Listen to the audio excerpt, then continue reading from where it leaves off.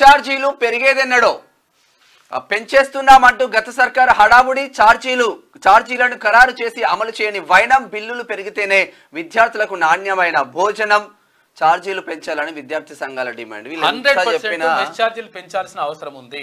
గత ప్రభుత్వం మోసం చేసింది, 1000% మోసం చేసింది.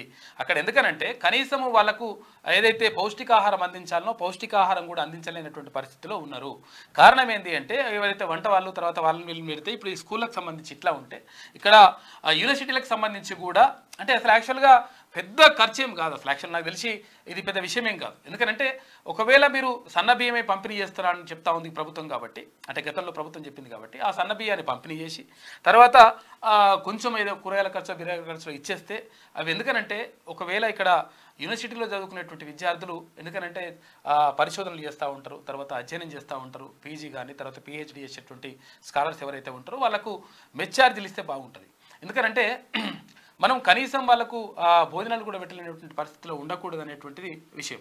అయితే గతంలో ప్రభుత్వం ఏం చేసింది, బీఆర్ఎస్ ప్రభుత్వం ఏం చేసింది, ఇక్కడ పిహెచ్డి స్కాలర్లకు సంబంధించి ఉమ్మడి రాష్ట్రంలో మినిమం 10,000 రూపాయలు అక్కడ ఏది స్టైఫండ్ ఇస్తుండే గత ప్రభుత్వాలు. అయితే బీఆర్ఎస్ అధికారంలోకి వచ్చిన తర్వాత 9.5 సంవత్సరాల్లో ఒక్కరికి కూడా ₹1 కూడా ఇవ్వనటువంటి దౌర్భాగ్య పరిస్థితిని ఎదుర్కొన్నారు యూనివర్సిటీ విద్యార్థులు, తర్వాత ఇక్కడ ఉన్నటువంటి స్కాలర్లు. అంటే ఏదైతే అధ్యయనం చేయాలంటే ఏదైతే పరిశోధన చేయాలంటే ఇక్కడ పిహెచ్డి స్కాలర్లు ఎవరైతే ఉంటారో రీసెర్చ్ స్కాలర్స్ వీళ్ళందరికీ అంటే కనీసము వాళ్ళకు ఖర్చులు ఇవ్వాల్సిన అవసరం ఉంటుంది. ఎందుకంటే వాళ్ళు అట్లా చేయడం ద్వారా ఏమవుతుందంటే వాళ్ళు పరిశోధనలు చేసి కొత్త ఆవిష్కరణలు తీసుకొస్తారు. కాబట్టి దానికి సంబంధించి 100% ఈ ప్రభుత్వం దృష్టి పెట్టాల్సిన అవసరం ఉన్నది. మెస్ ఛార్జీలను అంటే ఇక్కడ యూనివర్సిటీలో చదివేటువంటి విద్యార్థులకు కూడా మెస్ ఛార్జీలు ప్రభుత్వం చెల్లిస్తే బాగుంటుంది. ఈ సూచన తీసుకొని వాళ్ళు అమలు చేస్తే బాగుంటుంది. ఎందుకంటే విద్యార్థులు చాలా రకరకాలుగా ఇబ్బంది పడుతూ ఉన్నారు. గతంలో ఉద్యోగాల కోసం అవన్నీ కూడా ఇబ్బందులు పడ్డారు. కాబట్టి వాళ్ళకు మెస్ ఛార్జీలు చెల్లించడం ద్వారా కొంచెం ఊరట లభిస్తుంది.